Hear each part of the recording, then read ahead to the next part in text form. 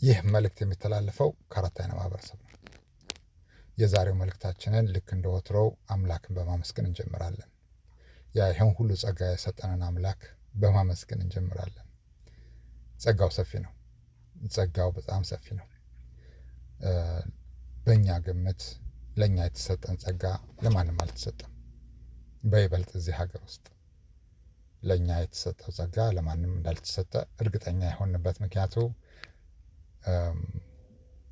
አምላክ ለእኛ የሰጠን ኃይሎች እነዚህ ኢንቪዚብል ፎርስ የሚባሉት የማይታዩ ኃይሎች በየቦታው ስትሄዱና በየቦታው ስትቆሙ በየቦታው ስታነሱ የኛን ስም በየቦታው ስትመለከቱን ስትከተሉን ወሬውን ያመጡልናል።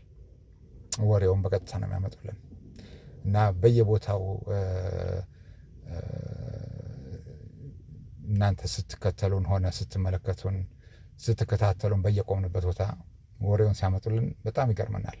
እንዴት እንደ አገርን የሚያክል ለዛውም እኛ አንዳንድ ጊዜ ከተማና ስቴት የማንጠቅስበት ምክንያቱ አንደኛ ሼም ነው። ምክንያቱም ስቴቱ በአንድም ሆነ በሌላ መንገዱ ታፕ 10 ከሚባሉት ውስጥ አሉ።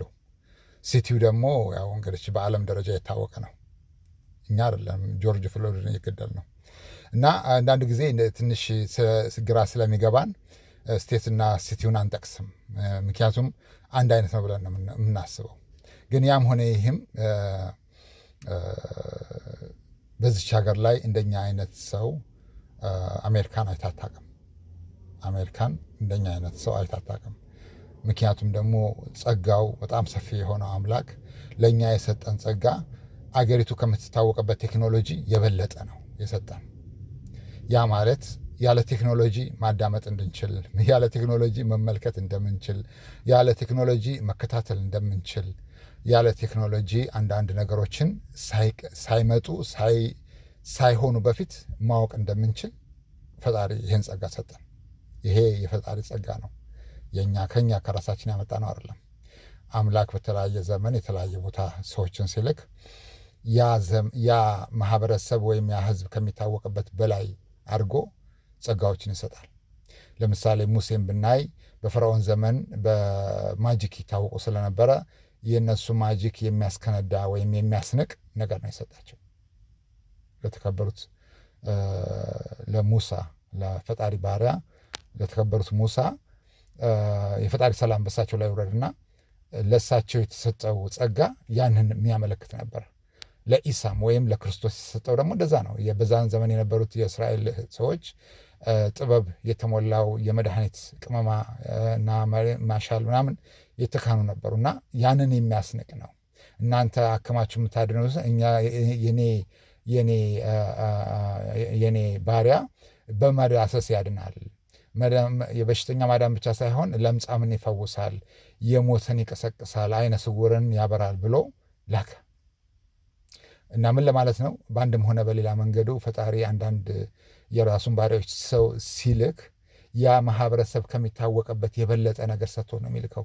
እና ወደዚህ ሀገር ስንመጣ እንግዲህ አሜሪካን ትንሽ ቴክኖሎጂና ሳይንስና ቴክኖሎጂ የሚሏቸው ነገሮች አወቅኩኝ ወይም ተራቀኩኝ የሚል ማህበረሰብ ስለሆነና መንግስትም ስለሆነ ያንን የሚያስንቅ ነገር ነው ለእኛ የሰጠን ፈጣሪ ሰጠን። ለዚህ ነው የእኛን አይነት ጸጋ የተሰጠው እዚህ ሀገር የለም የምንለው። ያ ማለት ከኤረገንትነት የተነሳ አይደለም ነው። ብዙ ጸጋ የተሰጣቸው ሰዎች ይኖራሉ፣ የእግዚአብሔር ባሪያዎች ይኖራሉ። ጀስት የእኛን አይነት ጸጋ የተሰጠው ሰው የለም ነው እንጂ ጸጋ የተሰጣቸው ሰዎች ይኖራሉ፣ የፈጣሪ ባሪያዎች ይኖራሉ። ግን እንደ ሀገር አምላክ ምንድን ነው ያለው? እነዚህ ሰዎች እኔ ፊት የሚያቆም ፊት የላቸው ነው ያለው። እንደ ሀገር ነው፣ እንደ ግለሰብ አይደለም፣ እንደ ሀገር ነው። ወይም እንደ ማህበረሰብ እንደ ኔሽን ሊሆን ይችላል። እንደ ግለሰብ ብዙ መልካም ሰዎች ይኖራሉ፣ ብዙ የፈጣሪ ባሪያዎች ይኖራሉ፣ ብዙ ጸጋውን ፈጣሪ ያድላቸው ሰዎች ይኖራሉ። እኛ እናቃቸውም፣ ብናቃቸው ደስ ይለናል። እኛ የምናቃቸው የአራት አይነ ማህበረሰብ ራሱን የቻሉ በዓለም ላይ ያሉ በተለያየ መንገድ እንተዋወቃለን፣ እንገናኛለንም። ስፒሪቹዋል በሆነ መንገዱ ማለት ነው። ግን ዋናው ነገር አሁን የመጣንበት መንገዱ ዋናው ምክንያቱም የሚከታተሉን ሰዎችን ወይም ስማችን የሚያነሱ በአንድም ሆነ በሌላ መንገድ እንግዲህ ይሄ አገር ነው፣ ትልቅ አገር ነው። እኛን ስራ ብለው ሲከታተሉና ስራ ብለው ስማችንን ሲያነሱ ሲያብጠለጥሉን ኃይሎቻችን ያመጡልናል በየትም ቦታ። እኛም እዛው እየደረስን ስለሆነ ምናልባት ወደፊት ከኃይሎቻችንም በላይ እኛ ራሳችን ሂደን ሁሉ ልናይ ሁሉ እንችላለን። በተለያየ ቦታ ትራንስፖርቴሽን አያስፈልገውም ቦታዎች ጋር ሂዶ ለማየት ማለት ነው። እና የዛሬ መልእክት ዋናው ነገር ምንድን ነው? አምላክ ለእኛ የሰጠው ጸጋ በእርግጠኝነት አሜሪካን እንደኛ አይነት ሰው አይታታቅም ብለን እናስባለን። ለዛም ይሆናል እንግዲህ በየሄድንበት በየተቀመጥንበት ቦታ እንደዚህ የሚከታተሉን ነው የምንለው። ጸጋው ሰፊ የሆነ አምላክ ለሁሉም ጸጋውን እኩል አይሰጥም። በእርግጥ ግን እናንተም ለምኖት ይሰጣችኋል። ዋናው ነገር አታጥፉ፣ ትጠፋላችሁ። አታጥፉ። የእሱም ባሪያዎች ደግሞ የነካ ደግሞ ያው ነው፣ ሂሳቡ ይወራረዳል። ችግሩ ደብል ነው የሚሆነው። ሜይ ቢ 3 times 10 times ነው የሚሆነው ሲወራረድ ማለት ነው ሂሳቡ። አምላክ ቢያድላችሁ ኑሮ በእውነቱ እኛን ታከብሩን ነበር። ምክንያቱም ብዙ ትልልቅ ጸጋዎች አሉን። ብዙ ከፈለግን ብዙ ነገር ማድረግ እንችላለን። አንዳንድ ጊዜ አያስፈልግም ስለምንል ነው። ምክንያቱም አምላክ የሰጠህን ጸጋ ላልባሌ ነገር መጠቀም አምላክ ይነጥቀሃል፣ በአንድም ሆነ በሌላ መንገዱ ይነጥቀሃል ይላል።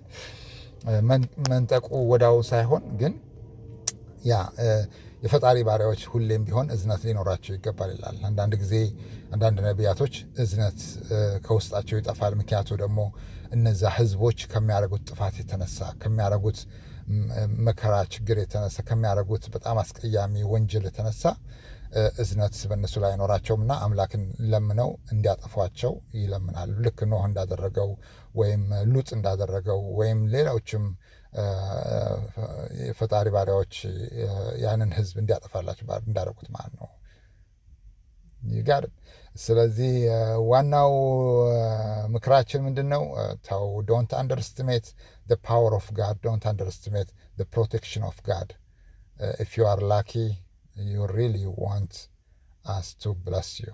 It is very nice because we have something what you don't have. It's not because you are not lucky. It's because it's different kind of thing that it can work, not for everybody. It's always good to make sure you respect and see the boundary. Don't cross the red line. Ciao. Thank you. ይህ መልእክት የሚተላለፈው ከአራት አይና ማህበረሰብ ነው። እናመሰግናለን።